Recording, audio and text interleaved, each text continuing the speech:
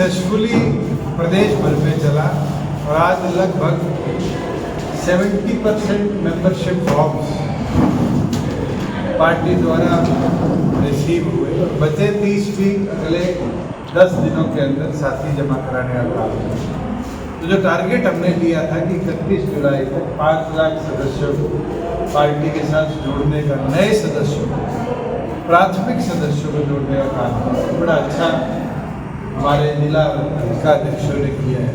मैं उम्मीद करता हूँ कि अगले सप्ताह 10 दिन के अंदर पूरी तौर पर मेंबरशिप अभियान को हम कंप्लीट करें। वही कार्यकारिणियाँ हमारे पास लगभग जिला कार्यकारिणी आ चुकी है और 15 तारीख ऑनवर्ड्स प्रदेश कार्यकारिणी और जिला कार्यकारिणी पूरे प्रदेश की घोषित करने का काम है। इसके साथ साथ 25 अगस्त से लेकर 24 सितंबर तक पूरे प्रदेश भर में डॉक्टर अजय सिंह चौटाला जी की अध्यक्षता में जिला स्तरीय बैठकें और हर हल्के के एक गांव में पार्टी के कार्यक्रम को मजबूती के साथ गिराने की भूमिका के आदेश डॉक्टर अजय सिंह चौटाला जी ने। मैं पूर्ण विश्वास रखता हूँ जिस तरीके से अनेक लोग पिछले 2 महीनों में पार्टी संगठन में शामिल हुए और अनेक लोगों ने पार्टी में घर वापसी करने का काम किया। ये दर्शाता है कि संगठन के प्रति लोगों का प्यार बढ़ा है और यही आने वाले दिनों में जननायक जनता पार्टी की ताकत बढ़ेगी। मैं सभी जिला अध्यक्षों को बधाई देता हूँ। 22 के 22 जिलों के अंदर जो इनशो के 23वें स्थापना दिवस के उपलक्ष्य कार्यक्रम रखे गए, सामाजिक सरोकार के एक साथी ने बड़ी मेहनत के साथ उस कार्यक्रम को कराया। चाहे वो महिला का राजनीति के अंदर आने वाले भविष्य में रोल हो, चाहे SC/BC वर्ग में चौधरी देवीलाल जी के करे कामों का फायदा हो, उस पर चर्चा हो, हरियाणा प्रदेश की उन्नति में चौधरी ओम प्रकाश चौटाला जी के कार्य की चर्चा हो, कृषि और छात्रों के अंदर कैसे तालमेल बढ़े उसके ऊपर चर्चा, अलग अलग विषयों पर चर्चा करेगी। और खुशी के साथ साझा करता हूँ कि 22 के 22 जिलों के अंदर सभी साथियों ने बड़ा अच्छा काम किया और इसी प्रकार से अगले 1 महीने सभी साथी प्रदेश के अंदर जिला कार्यकारिणी स्तर पर मेहनत भी करेंगे और पार्टी संगठन की ताकत को बढ़ाएंगे। साथ में जो हमारे बीच साथी नहीं रहे उनके परिवार के प्रति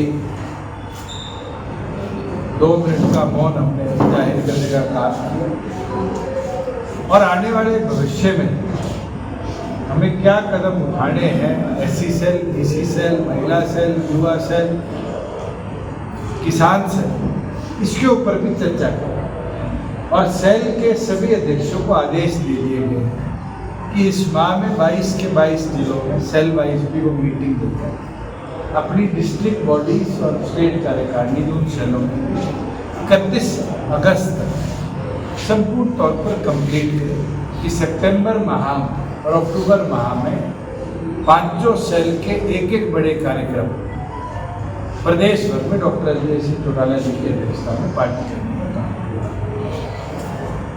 मैं दोबारा फरीदाबाद की टीम का आभार प्रकट करता हूँ कि जिला कार्यालय का उद्घाटन और उसके साथ साथ जो इन्हें आज की बैठक में सहयोग किया ये बताया। चौधरी देवीलाल की जिनकी नीतियों पर ये BJP पार्टी बनी है उनकी जयंती मनाने को लेकर कोई बात चर्चा हुई है, कहाँ मनाई जाएगी, किस स्तर पर चर्चा हुई और इसी उपलक्ष्य में पार्टी के 22 के 22 जिलों बैठकें करी जाएंगी, कार्यकर्ताओं से चर्चा करी जाएगी और आगे भी आपको ब्रीफ। अर्जुन चौटाला की तरफ से बयान आया है पंजाब के मुख्यमंत्री को लेकर कि अक्कर कौआ उन्हें बताया गया है इस तरह की, क्योंकि वो विधायक भी हैं और भाषा उनकी तरफ से बोली गई, क्या सही मान? जो आदमी 4.5 साल से किसी प्रदेश को चला रहा उसके लिए ऐसे शब्द इस्तेमाल करना मुझे लगता है कि जो बात मैं कहता था नॉन सीरियस पॉलिटिशियन वाली, वो अगली जनरेशन में भी दिख रही है। एक सवाल में 22 जिलों में अध्यक्ष चुन लिए हैं, कांग्रेस पार्टी अभी तक ये काम नहीं कर पाई, उसके लिए क्या है? कांग्रेस तो पिछले 12 साल से नहीं कर रही। कोई नया सवाल आपके पास हो कांग्रेस की जिला कार्यकारिणी के लिए, वो तो आप मुझसे पूछो। इसका जवाब तो शायद उदय भान जी या खड़गे जी के पास भी नहीं है। दुष्यंत चौटाला क्यों इस पर टिप्पणी करे? ऐसी बुरी स्थिति कांग्रेस की आ चुकी। जिला अध्यक्ष तो छोड़ो, जिला अध्यक्ष तो हर जिले में जितने वोट आए उनमें जितने कार्यकर्ता है उनमें से एक को चुनना है, बहुत बड़ा और स्ट्रेटेजिक काम हो। जब 37 विधायकों में एक विधायक दल का नेता जो पार्टी नहीं चुन पा रही, उससे कमजोर दल क्या होगा देश में? Leader of opposition monsoon session आ गया। हरियाणा सरकार ने लिखित में गवर्नर से मांग कर ली मॉनसून सेशन बुलाना है। उससे पहले भी मैं लिख के देता हूँ कि लीडर ऑफ ऑपोजिशन नहीं चुन पाएंगे। हाल ही में पूर्व गवर्नर सत्यपाल मलिक जी का निधन हुआ है, लेकिन उनको आपको नहीं लगता कि राजकीय सम्मान के साथ? मुझे बड़ा दुख हुआ कि अंतिम संस्कार पर देश के अलग अलग नेताओं ने वहाँ जाने का काम किया, उसको आखिरी विदाई देने का काम किया। मैं भी वहाँ, हमने एक्स MLA भी, एक्स MP भी, सिटिंग MLA भी, सिटिंग MP को भी राष्ट्रीय राजकीय सम्मान के साथ विदाई देते हुए देखा। जो व्यक्ति 5 प्रदेशों के गवर्नर रहे, उनको राजकीय सम्मान जिन जिन स्टेटों में वो रहे थे ना तो उनकी सरकारों ने दिया। और दुखद है कि दिल्ली एक union territory, chief secretary Delhi, LG Delhi की तरफ से या मुख्यमंत्री दिल्ली की तरफ से कोई कदम उधर नहीं उठे। मैं मानता हूँ ये बेसिक प्रोटोकॉल का तो उल्लंघन है ही। कहीं ना कहीं राजनीतिक सोच हमारी इतनी गिर चुकी है कि हम ऐसी ओछी हरकतों पे उतारू हो चुके हैं। बड़ा पीड़ा होती है, दुख होती है।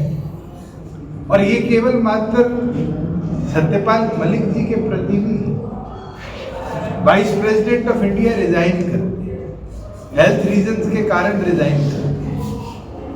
हम तो पार्लियामेंट में ही देखते हैं कि उनका अंतिम भाषण नहीं हुआ। अंतिम भाषण छोड़िए, मैं प्रदेश का उप मुख्यमंत्री था, उस समय के वाइस प्रेसिडेंट और 2 प्रेसिडेंट्स की फेयरवेल हुई, हमें डिनर पे बुलाया गया। वाइस प्रेसिडेंट ऑफ इंडिया को फेयरवेल डिनर में नहीं दिया। आज ऐसा क्या हो रखा है कि 2 दिग्गज नेता के साथ अचानक ऐसे घटनाक्रम को देश देखते हैं। और इससे ज्यादा पीड़ा क्या होगी? वो लोग हैं जिनने शायद भारतीय जनता पार्टी के उच्च पदों पर रहते हुए हर प्रकार से कुर्बानी देने का काम किया। सत्यपाल मलिक जी तो वो है जो देश की आजादी के बाद से लेकर आज तक के देश के सबसे बड़े संवैधानिक संशोधन पे हस्ताक्षरकर्ता है, जिसका आज बीजेपी क्रेडिट नहीं हर भाषण में विवरण देती है। तो 370 हटाने वाले गवर्नर के राजकीय या राष्ट्रीय सम्मान ना होना, इससे बड़ी चिंताजनक, पीड़ाजनक और दुखद घटना क्या देश के इतिहास में है। राहुल गांधी द्वारा जो प्रेस कॉन्फ्रेंस की गई, बम फोड़ने की बात की गई, उसमें क्या आप उनकी बात से सहमत हैं कि भारतीय जनता पार्टी और चुनाव आयोग मिलकर इलेक्शन चोरी कर रहे हैं? मुझे किसी पॉलिटिकल पार्टी के रिप्रेजेंटेटिव की बात को सेकंड करने की जरूरत ही नहीं। आप खुद बताइए, देश में 1 साल पहले लोकसभा का चुनाव, बिहार में SIR जो अब लागू हुआ वो उस समय क्यों नहीं लागू हुआ? वो वोट किसके पक्ष में गए? बिहार में सबसे ज्यादा सांसद किस पार्टी के आए? आज आप देश भर में उठाकर देखें, ये तो फिर ट्रेंड शुरू हो जाएगा कि जिस स्टेट में अगला चुनाव है, फॉर एग्जाम्पल बिहार के बाद तमिलनाडु, पंजाब, ये 2 महत्वपूर्ण नॉन BJP स्टेट्स में चुनाव आएगा, उनमें SIR शुरू हो जाएगा। क्या ये अखंडा बन चुका है कि इस तरह की कार्रवाई से डिसयूटिलाइजेशन ऑफ पावर से इंडियन डेमोक्रेसी को कमजोर किया जा रहा है? मगर लोगों को ये ध्यान रखना है कि जब जब इस देश के अंदर डेमोक्रेसी को कमजोर करने के कदम उठाए गए, चाहे बीजेपी अभी दिवस बना के बनी हो, काला दिवस इमरजेंसी के, जनता ने बगावत करी। भारतीय जनता पार्टी के लिए सोचती है कि जनता बगावत नहीं करेगी तो अपने घमंड को छोड़ दे। जिस दिन जनता की बगावत होगी तख्ता पलट होने में भी समय नहीं। हरियाणा 2019 के मुकाबले में 2024 के जो चुनाव हुए उसमें आपकी पार्टी कहाँ कमजोर रही? परिस्थितियों ने कमजोर कर दी, मैं तो ये बोल सकता हूँ। मगर राजनीतिक तौर पर कितनी पॉलिटिकल पार्टीज है, जनता पार्टी कितनी बड़ी थी, बीजेपी को 2 सांसदों पे ले आई। ऐसी कितनी स्टेट थी जहाँ बीजेपी के शासन थे और बीजेपी दोबारा सरकार में नहीं है, और ऐसी कितनी स्टेट है जहाँ कांग्रेस का शासन कभी नहीं हटा और आज वो कांग्रेस वहाँ थर्ड पार्टी के तौर पे भी नहीं खड़ी। आप गुजरात उठा लो, आप उड़ीसा उठा लो, आप बिहार उठा लो, बंगाल उठा लो। बंगाल में तो ये स्थिति होगी कि कांग्रेस जो अपने आप को सबसे बड़ा दल मानती है, चौथे नंबर पर। तो राजनीतिक फेरबदल चलते रहते, कार्यकर्ताओं की मेहनत है। कार्यकर्ता निष्ठा लगन के साथ काम करेंगे तो वो दिन दूर नहीं होगा। आप 1924 की बात कर रहे हैं, आप ही पूछेंगे कि 24 से 1929 में क्या हो गया कि आप इतने बड़े नंबर से आ गए। हम अपना काम करते रहेंगे, मेहनत करते रहेंगे, जूते रसाते रहेंगे, हम कामयाब होंगे। हरियाणा सरकार के अब तक के कार्यकाल कैसे देख रहे हैं और क्या उम्मीद कर रहे हैं आने वाले दिनों में सरकार से? सरकार गायब है, गुंडे नायब है। मुझे नहीं लगता इससे ज़्यादा कार्यकाल के लिए मुझे कोई टिप्पणी करने की जरूरत है। क्या परिस्थिति है, आप फरीदाबाद का लॉ एंड ऑर्डर सिचुएशन बता दीजिए अभी पहले। कैसे 20 के लगभग लोगों ने इस पे अटैक किया और पुलिस ने क्या कार्रवाई करी? पकड़ा, थाने में लेके गए, कोर्ट में पेश किया। भाई तो एक उदाहरण हमारे जिला अध्यक्ष का है, कितनों को धमकी आ चुकी है, कितनों पे गोलियां चल चुकी है। पुलिस कहती है हम ट्रेस कर रहे हैं। अगर आपसे ट्रेस नहीं होते तो आप सेंट्रल एजेंसीज को सौंप दीजिए ना।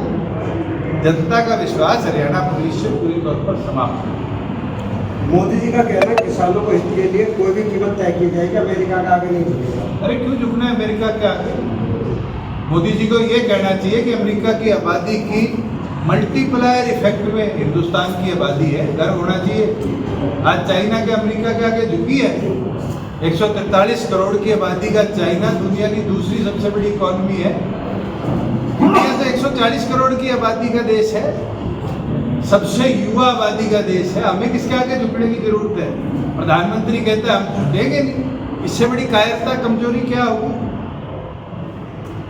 हमें तो गर्व होना चाहिए। अगर हमें एक देश निर्यात में आय बढ़ाकर चीज देगा, दूसरे देश पे जाएंगे। अगर हम प्रोड्यूस नहीं कर सकते, तीसरे देश पे जाएंगे। आज एक देश के राष्ट्रपति ने मजाक बना लिया कि हर देश की किरकिरी दुर्गति करके उसको कमजोर दिखाए। मुझे नहीं लगता हिंदुस्तान इतना कमजोर है।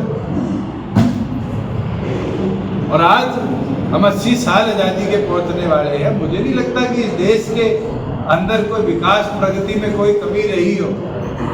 आपको शायद पता नहीं कि इसरो और नासा से अगर अच्छा और अच्छी रेजोल्यूशन का किसी ने कैमरा स्पेस में भेजा है डिजिटल सैटेलाइट इमेजरी के लिए, तो बिट्स पिलानी के 2 छोरों ने भेजा है। आज अमेरिका हमसे फोटो लेता है, प्रीमियम देता है हमारे उन कंपनी के लोगों को। अमेरिका भूल गया कि चाहे वो बोइंग हो, चाहे उनकी आईटी कंपनी हो, चाहे उनकी फोर्ब्स में लिस्टेड कंपनी हो, अधिकतम के सीईओ किसी हिंदुस्तान के खून के बने हैं। ये टैक्स का डरावा देकर के हमारी इकोनॉमी को तोड़ देंगे। अगर कोई ये सोच रखता है तो इस देश का नेतृत्व करने के लायक नहीं। हमें तो गर्व होना चाहिए कि 140 करोड़ और सबसे युवा आबादी बड़ा देश हिंदुस्तान है, और हम हर आने वाले भविष्य के इस तरह के क्या कहेंगे गीदड़ बमकी से लड़ेंगे भी और मजबूती से टक्कर देकर आगे बढ़ेंगे। दुष्यंत जी, पीछे मोहनलाल बड़ौली आए फरीदाबाद, उन्होंने दावा किया कि क्राइम जीरो हो गया और लगातार बीजेपी लोगों के हित में काम कर रही है, इसीलिए उनको मैंडेट मिलता है। आप लोग सच्चाई लिखने लग जाओ, उनकी बात को सच्चाई के तौर पे दिखाना शुरू कर दो। मुझे इसका जवाब नहीं देना पड़ेगा कि क्राइम जीरो हुआ है या मल्टीप्लाई हुआ। उनकी सच्चाई क्या है? सच्चाई तो आपके जिला के भास्कर, जागरण, अमर उजाला, इनके अखबारों के 4 डिस्ट्रिक्ट के पन्ने आते हैं, उसमें पढ़ लो कितने चाकू लगे, कितनी चेन स्नैचिंग हुई, कितनों के ऊपर गोलियां चली, कितने मर्डर। मैं परसों रोहतक था और उसी दिन 5 तारीख को ही मैं जींद में था। आप जैसे ही पत्रकार साथी ने जींद में पूछा कि पिछले 22 दिनों में 10 मर्डर हो गए, तो क्राइम जीरो है, बड़ा है? या तो बडोली जी ने अखबार पढ़ना छोड़ दिया या आप लोगों को फॉलो करना छोड़ दी। मेरे पास तो आप जैसे 3 साथी हर रोज मोबाइल पे फरीदाबाद की न्यूज़ भेजते हैं, और ऐसा कोई दिन नहीं गया कि क्राइम की रिपोर्टिंग ना आई। और अगर ये सोचते हैं कि बीजेपी के नेतृत्व में पदाधिकारियों के ऊपर हमला होना क्राइम है, तो फिर क्राइम जीरो है। अगर आप संगठनिक तौर पर दूसरे संगठन के लोगों के या व्यापारियों के या और सामाजिक लोगों के ऊपर क्राइम की बात करते हैं, तो मैं तो आपको उदाहरण ये दे सकता हूँ कि ऐसा कोई जिला नहीं है जहाँ पर 10 से 15 FIR डेली की 302 IPC बता रहा हूँ, BNS तो शायद मुझे नहीं पता, 306, 307 इन धाराओं में रजिस्टर ना हो। और अगर आपको और प्रिसाइज डाटा चाहिए तो मैं हमारे लीगल सेल के साथियों से आग्रह करूँगा, हरियाणा पुलिस को RTI लगा देंगे। अगर वो 30 दिन में डाटा दे दे तो बडोली जी को मेरी तरफ से तोहफे के तौर पर। एक बात और भी कही ना कि जो अन्य पार्टियां उनके पास तो केवल बुराई करने का काम रहेगा। अरे मैं बढ़ाई कर रहा हूँ। अभी मैंने क्या कहा, अमेरिका के आगे झुकना नहीं चाहिए, तो क्या मैंने बुराई करी? अगर मैं बढ़ाई कर रहा हूँ कि देश आज सक्षम है, तो मैं बढ़ाई कर रहा हूँ, बुराई तो नहीं कर रहा। मगर जो बुराई लायक चीजें हैं उसको जो मैं बढ़ाई नहीं कर सकता। जैसे कल के बीजेपी वाले लोग बोल रहे हैं ट्रम्प ऐसा, ट्रम्प ऐसा। अरे ट्रम्प के लिए क्यों बोलना है? क्या हमारे देश का राष्ट्रपति है? नहीं तो लड़ाई लड़नी है अर्थव्यवस्था को बढ़ाने के लिए। अब मुझे बताओ, 10 साल पहले मेक इन इंडिया शुरू हुआ। अगर हमें क्षमता पर इतना भरोसा है कि मेक इन इंडिया का जहाज, मिसाइल मेक इन अमेरिका से बेहतर हम बना सकते हैं, तो हमें किसके ऊपर निर्भर होने की जरूरत है? अगर मोदी जी कहते हैं कि S-400 ने चाइना के, तुर्की के सारे जो ड्रोन, जहाज, घोड़े आ रहे थे उनको गिराया, तो अपनी क्षमता पे ही बोल रहे होंगे, अमेरिका की क्षमता पे तो नहीं बोल रहे थे। साहब ये तो कह रहे हैं CET भी बढ़िया तरह करवा दिया और अच्छा करवाया, मैंने कोई दोष दिया है? हरियाणा में मैंने कोई दोष दिया है? 2 दिन देश की, प्रदेश की सारी संस्थाएं बंद थी, सारे पुलिस वाले CET स्टेशन पे थे, तो अच्छे एग्जाम हुए हैं। पर आप मेरी भी बढ़ाई कर दो कि दुष्यंत ने जो 50 किलोमीटर का रूल बनाया था, मेरे भाइयों बहनों को 61 किलोमीटर या 51 किलोमीटर तो ट्रैवल नहीं करना पड़ा। मेरी बढ़ाई करो ना करो, इनकी बढ़ाई करोगे तो फिर कैसे बढ़ाई करूँगा? हम अपने पे भरोसा रखते हैं और हमें लोगों पर भरोसा है। जैसे इनने बात पूछी CET की, मैं इसलिए तो बोल रहा हूँ 50 किलोमीटर से ज़्यादा कोई मेरा भाई बहन पेपर देने गया इस बार, मगर किसी आप में से एक साथी ने दिखाई होगी दुष्यंत का वादा था, आप दिखाने लग जाओगे। कुछ और देवीलाल जी वाली बात है, पर्चा, खर्चा और चर्चा। अगर आप पर्चे में छाप दोगे, मेरी चर्चा करा दोगे, मेरा खर्चा नहीं होगा, मैं अपना बढ़ाई करूँगा। नहीं तो फिर मुझे मोदी जी की तरह लाखों रुपए की ऐड देनी पड़ेगी और अपना खर्चा करना पड़ेगा।